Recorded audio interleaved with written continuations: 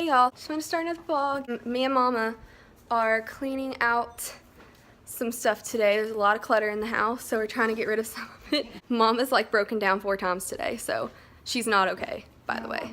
She's not okay. But we're cleaning today, and I actually went and got my hair dyed this afternoon.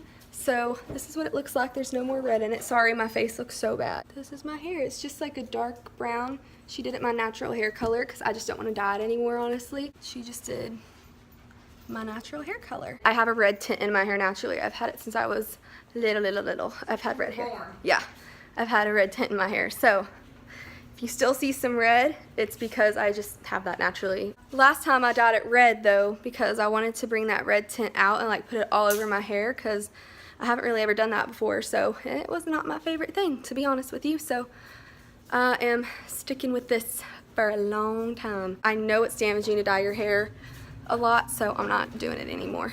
I love it so much. I'm so happy to have my natural hair color back. It's been forever. I'll update y'all later, and yeah, bye. Hey y'all. Hello. We're at Sonic. In our nightgowns. Actually, I'm wearing pants. Mama has her Despicable Me nightgown on. Thing is, we don't even really like that movie. I don't know why we have that nightgown. I think it's a cute little creature. Didn't I buy it for you? Yes. I knew I did. We're sitting here and I'm so hungry right now, which is never happens, and I know this is gonna kill me, but I'm so hungry I don't even care. We're gonna order. And I was wondering if you guys could see my hair better in this. My brother says it's black. It's not. It's dark brown. But I'm so happy. I'm so happy I have my natural hair color back. This is perfect. This is amazing. I don't think I've had my natural hair color for a year and a half. Maybe longer than that. But I'm so happy I have it back because I needed it. But that's all I wanted to say. I'll show you the food because honestly, if I had food to show in the vlogs, I would do it more. She's a foodie. So we're gonna go. We'll show you the food when we get home. Bye. This is my food. I got chili cheese fries. I know it looks a little gross. And then I got a chili cheese dog. But I'm a weird person. I take out the hot dog. I've done that since I was little. And I don't know why, but I always have. So yeah, I take out the hot dog. So it's just like chili cheese with bread. It's really good though. So yeah, and Boo Boo wants some, but I'm too hungry. Okay, I give you one fry, okay? Okay, see y'all later, bye. Hey y'all, so it is the next day, and just about ready to sit and start reading. So I wanted to just first of all talk to y'all a little bit today. First of all, I wanted to say that I actually, okay, wow. You know what? Sorry about that. I have the worst knot in my hair. So let's try to get it out. Wow. Don't know why I'm still filming, to be honest. My hair falls out so easy. Nope. One more. Sorry about that. I had a knot in my hair. I need to like take it out and brush it. I brushed it like just an hour ago, but when you have long, thick hair, it kind of just tangles all the time. Now back to what I was going to film about. So basically, Tuesday, I think it was like not the next day after Booktubeathon, but the day after. Like, yeah, it was Tuesday when I filmed. The Booktubeathon ended on Monday at midnight. So like, I mean, yeah, like midnight, right when it like changed the day to Monday. That was the end of Booktubeathon.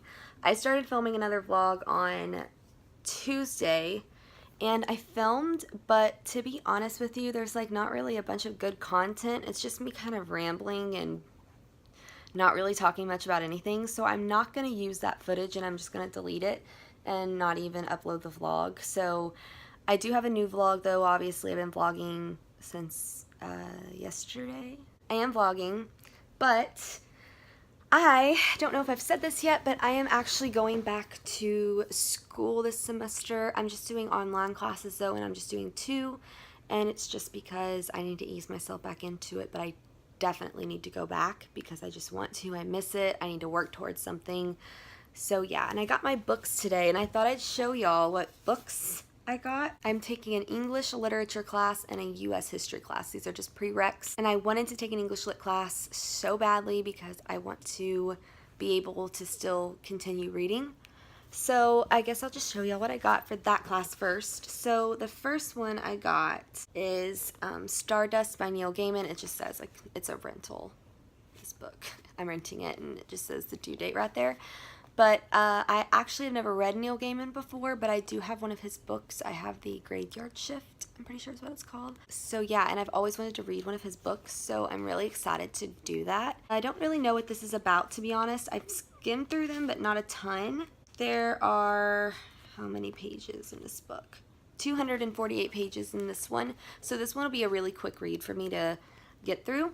So I'm excited about that. And the next book I have, which is a big book. It is 1,006 pages long. It is a really big book. And that is Jonathan Strange and Mr. Norrell. And this is by Susanna Clark, and it's just a really thick book, and it's basically about magicians, so it's a fantasy, which I find really cool. When I was reading the back of it, it reminded me of A Darker Shade of Magic, so yeah, that's what it reminded me of. So I've got this big book, and I've got another book that I've got to go pick up on Monday of next week, or maybe Tuesday, I don't know. It just depends on when they get the book next week, and I can't remember what it's called. I just don't remember, but I'll show y'all when I get it.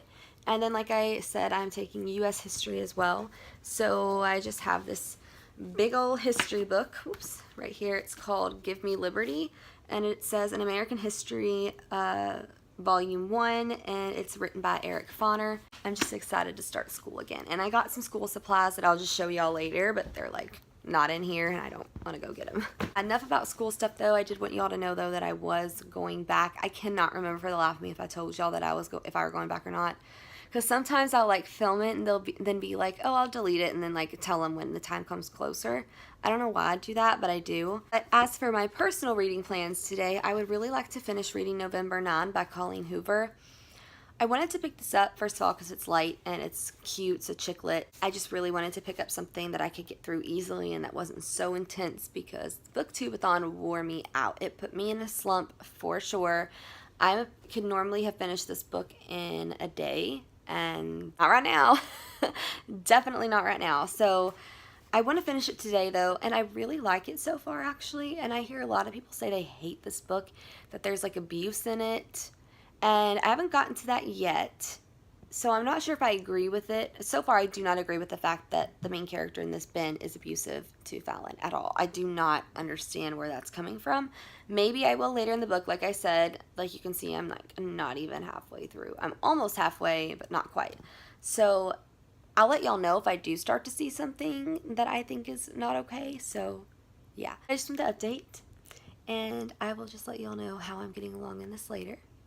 And I will just talk to y'all later. Bye. Hey y'all, so it is Sunday night. It's like 9:30, and I am just sitting in my bedroom reading November 9. I'm about ready to finish this. So I know I haven't vlogged a lot about me reading. So first of all, I filmed a room tour in the vlog, and I'm thinking about making that like a completely separate video, like the before of me filming the what my room was, and then the room tour itself, and taking that out of the vlog, and that way I have more room for this vlog, because I really would like to finish November 9 in this one, but I don't need it to be like super long. I think that's what I'm gonna do. But anyways, thoughts on November 9. At first I really was loving it. Like I really liked it a lot. As it's going on, though, I'm starting to actually not like it very much. I think it's because of how Ben is starting to act. I don't see abuse yet. The only thing that annoys me about him is if she complains. She is Fallon, the girl, was in a horrible fire when she was, I think, 15. Can't remember if that's the right age. She was in a horrible fire, and she has burns, severe burns, over half of her body. So she's got a ton of burns, and she's very insecure about that, even though she's gorgeous. And I love that Ben's like giving her confidence back. The one thing I get really pissed off about, though, is if she even mentions it, he gets really mad and acts like he's mad at her and like scorns her for it. And I'm just like, dude, if you had that happen to you and you had that all over your body, give me a call and tell me what you'd be thinking. I'm not trying to compare what I'm about ready to say to Fallon's burn scars, but I have stretch marks all over me. I've got them on my waist and my hips because of the steroids that I had to get for my Crohn's disease. I got these awful stretch marks, and they're like on my legs. It's just crazy, and I'm insecure about that. And even if a guy told me I'm beautiful, it would help. Like, I'm not saying that if a guy said, hey, you're absolutely gorgeous, that wouldn't bring my confidence up a little bit, but all those insecurities I have aren't just gonna go away. So I understand why she still feels insecure and why she still looks at herself a certain way. It's hard. And like I said, I'm not comparing what happened with her scars to mine at all. Like, even a little bit. That's not what I'm saying. I'm just trying to show you guys, like, how I can understand why she's still insecure, even though she does sound like she's gorgeous with or without them. That's one thing that annoys me about Ben. And then he just said something super weird a while ago. Like, what did he say? Okay, he says, I've never wanted to use physical force on a girl before, but I want to push her to the ground and hold her there until the cab drives away. I think that's a little weird, just because that is weird and annoying. Like, why would you want to do that to her? I know you want her to stay, but okay, my mom and my dad had a long distance relationship when they first met.